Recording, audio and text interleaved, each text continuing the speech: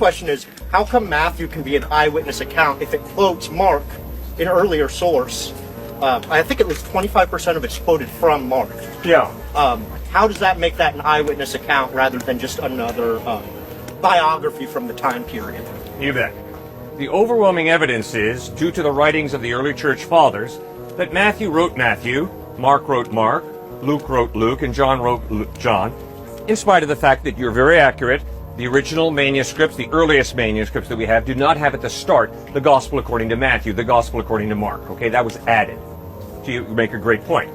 But the eyewitnesses in the first century, and those who knew the eyewitnesses, insisted these Gospels were written by these people.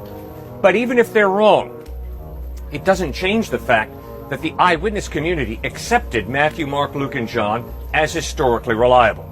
Now, I like the way you're dressed. Thank you, thank you. Stuart has 3 daughters. They're my granddaughters, his daughters. Now, we're going to tell them, they're not here right now, but we're going to tell them about the privilege we had of talking with you. Oh, thank you. He's going to describe you, and I'm going to describe you. Our descriptions are not going to be precisely the same, right? He's going to give perspectives about how you nodded your head. Maybe I will about how we shook hands, about the green suit.